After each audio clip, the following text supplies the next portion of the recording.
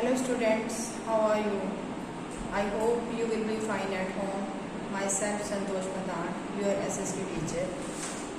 Today we will start history portion of class 8, lesson 2. From trade to territory, the company establishes power.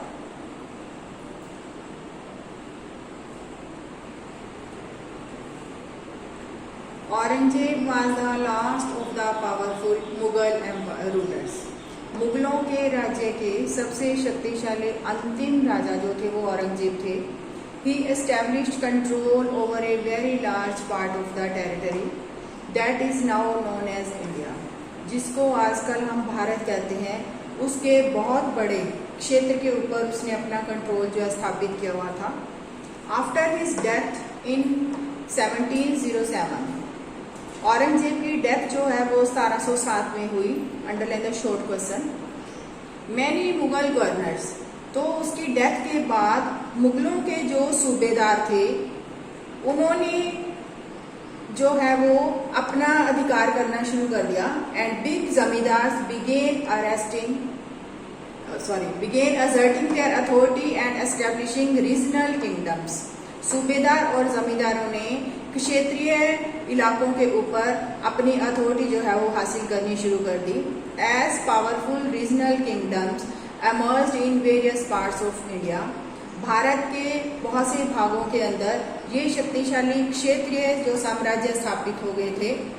Delhi could no longer function as an effective centre. तब जो थे छोटे छोटे area के ऊपर सूबेदार और जमींदारों ने अधिकार कर लिया, तो दिल्ली जो था वो प्रभावशाली केंद्र नहीं रहा था.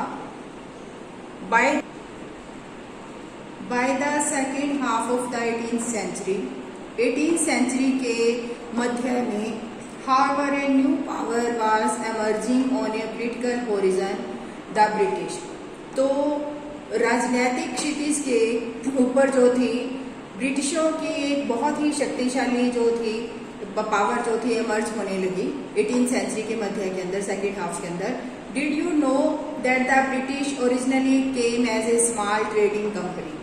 क्या आप जानते हो कि ब्रिटिश जो थे एक छोटी सी व्यापारिक कंपनी के रूप में इंडिया आए थे. And were reluctant to acquire territories. उस समय उनका मकसद जो था साम्राज्य को छीनना नहीं था. How then did they come to be masters of a vast empire? बाद में वो इतने बड़े साम्राज्य के कैसे मास्टर बन गए. In this chapter you will see how this came about. इस लेसन में आप देखोगे कि ये ऐसा क्यों हुआ और कैसे हुआ. See the figure.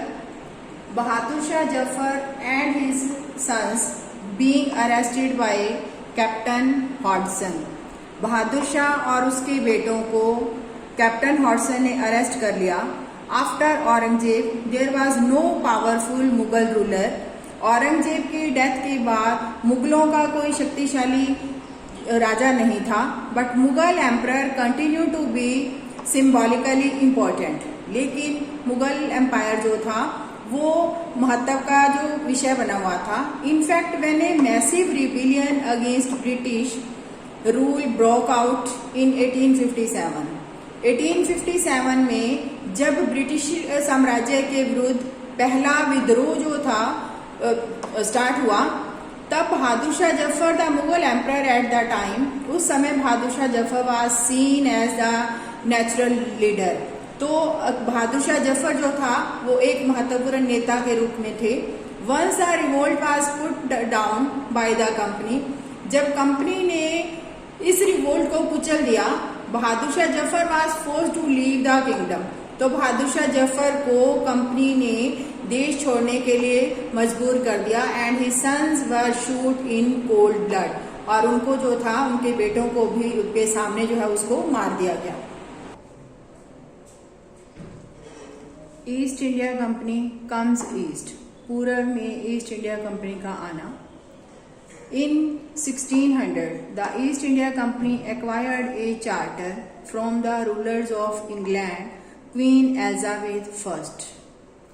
East India company ने इंग्लैंड की रानी एलिजाबेथ प्रथम से चार्टरिंग होता है परमिशन, वहां के शासक से परमिशन ले ली थी, granting it the sole right, sole mean monopoly, एकाधिकार, sole right to trade with the east, उन्होंने ईस्ट में मीन्स पूर्व के अंदर व्यापार करने के लिए अकेले में एकाधिकार की परमिशन जो थी क्वीन एलिजाबेथ फर्स्ट से ले ली थी।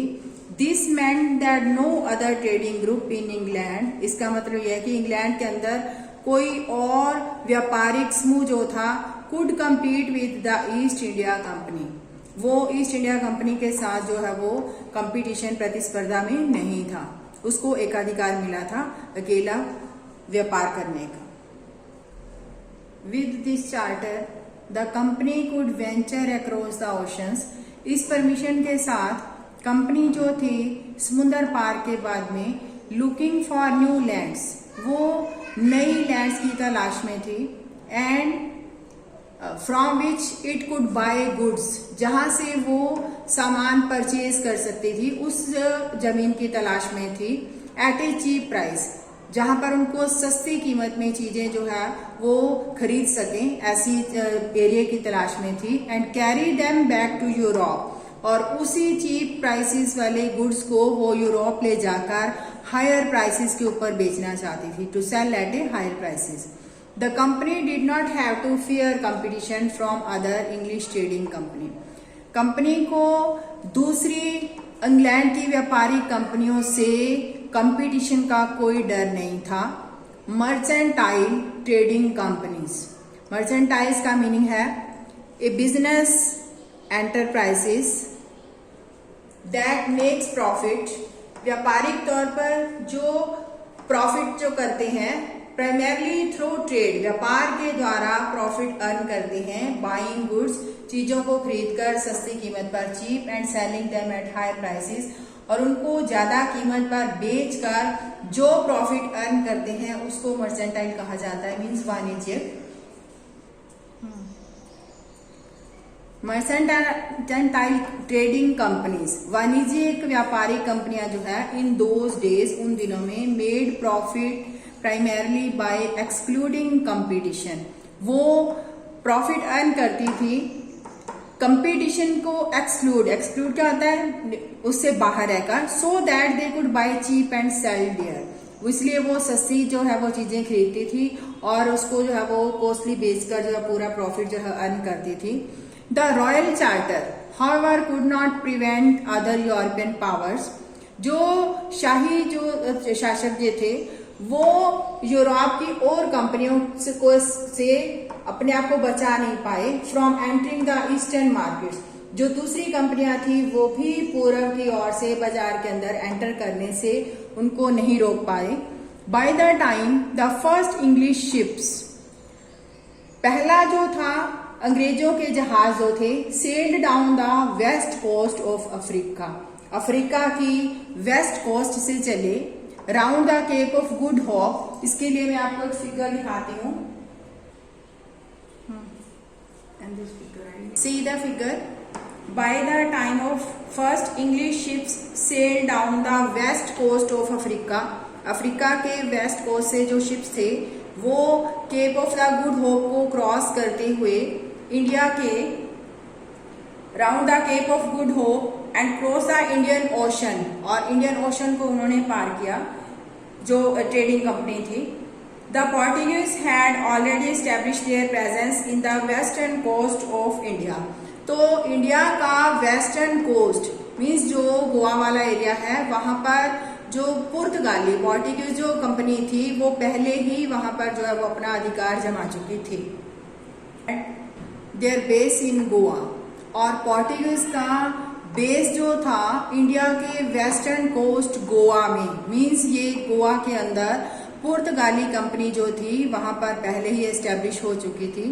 In fact it was Vasco da Gama, a Portuguese explorer, पुर्तगालियों का एक खोजी यात्री था जिसका नाम था Vasco da Gama, who had discovered the sea route to India, जिसने समुद्र का भारत के साथ जो था समुद्री रास्ते की खोज की थी इन 1498 के अंदर। अब इसके अंदर ही शॉर्ट क्वेश्चन 3 बन गए। Who was the Portuguese explorer means Vasco da Gama, या who discovered the sea route to India, वो भी Vasco da Gama, when in 1498। By the early 17th century की शुरुआत में the Dutch too were exploring, Portuguese की तरह Dutch जो लोग जो थे वो भी जो थे the possibilities of trade in the Indian ocean, जो भारत के उसमें ओशन के अंदर वो भी अपनी संभावनाएं व्यापार की डच भी बना चुके थे। Soon the French traders arrived to the scene, जल्दी ही फ्रांस की जो थी फ्रेंच व्यापारी भी जो थे उसके इंडिया के साथ व्यापारिक संबंध बना चुके थे। मींस ईस्ट इंडिया कंपनी जो अकेली नहीं थी, उसके अंदर पोर्टुगीज कंपनीज भी आ गई, डच भी आ गए और फ्रेंच भी जो थे उनके जो है वो कंपटीशन में आ चुके थे। The problem was that all the companies were interested in buying the same things. Problem ये थी कि डच, फ्रेंच और पोर्टुगीज और ईस्ट इंडिया कंपनी जो थे सभी जो थे वो सेम चीजों को खरीदना चाहते थे, खरीदने के इच्छुक थे, इंटरेस्टेड थे। तो इसी के कारण कंपटीशन बढ़ने के कारण क्या हुआ, मेन उनको क्या चीज चाहिए थी, the fine qualities of cotton and silk, जो अच्छी क्वालिटी की कॉटन और सिल्क जो थी, जो कि भारत के अंदर प्रोड्यूस की जाती थी, produce in India, had a big market in Europe. Europe के अंदर कॉटन और सिल्क जो इंडिया की प्रोड्यूस होती थी उसकी बहुत ज्यादा जो बड़ी मार्केट थी यूरोप में। पीपर, क्लॉव्स, कार्डमम एंड सिनम, काली मिर्च, लौंग, इलायची, दालचीनी जो थी, जो गरम मसाले जो थे, too were in great demand, इन चीजों की भी बहुत ज्यादा मांग थी। Competition amongst the European companies, तो यूरोप की कंपनियों के बीच में ही जो था वो कंपटीशन जो था वो बढ़ने लगा। Inevitably pushed up the prices, competition बढ़ने के कारण उन चीजों के जो प्राइस जो थे वो बढ़ने लगे। Eight which these goods could be purchase, जिस कीमत पर वो चीजें खरीदते थे वो उसकी कीमत बढ़ने लगी। And this reduce the profit, जब कीमत बढ़ने लगी तो प्रॉफिट कम होने लगा। दैट कुड बी अर्न, जो वो इतना प्रॉफिट अर्न करते थे वो कम होने लगा। The only way the trading companies could flourish was by eliminating rival competitors, तो जो कंपनी जो थी उनसे जो था एक ही रास्ता था ट्रेडिंग कंपनी का, अपने आप को जो है वो उन कंपटीटर से हटाने के लिए। The urge to secure markets therefore led to fierce battle, तो इसी कंपटीशन के कारण उनके बीच में जो है वो लड़ाइयां होने लगी कंपनीज के आपस में, between the trading companies through the 17th and 18th century. 17वीं और 18वीं सदी के बीच में they regularly sank each others ship, लगातार वो एक दूसरे के जहाजों को डुबोने लगे समुद्र के अंदर ही, इन बैटल्स के अंदर। ब्लॉक्ड रूट्स, तो जो रास्ते थे उनके व्यापारिक रास्ते थे वो ब्लॉक करने लगे। And prevented rival ships from moving with supplies of goods, तो उनके सामान से भरे हुए जो जहाज होते थे, शिप्स होते थे, उनको वो सैंक करने लगे, नुकसान पहुंचाने लगे। Trade was carried on with arms, तो व्यापार जो था वो करने के लिए जब जाते थे वो हथियार लेकर जाते थे, हथियारों से होने लगा।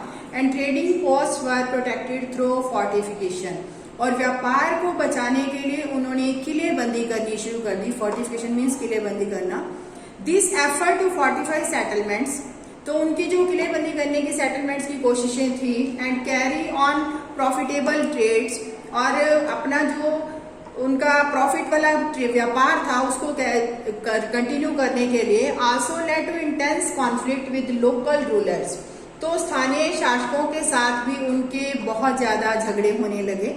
The company therefore found it difficult, तब ईस्ट इंडिया कंपनी को मुश्किल पैदा होगी to separate trade from politics, अकेले व्यापार करने में राजनीति के साथ उनको बहुत सी मुश्किलों का सामना करना पड़ा। Let us see how this happened, तो ये जो आगे वाला है बंगाल के साथ ट्रेड क्या किया, कैसे किया उन्होंने, ये हम नेक्स्ट वीडियो में पढ़ेंगे। Stay home, stay health.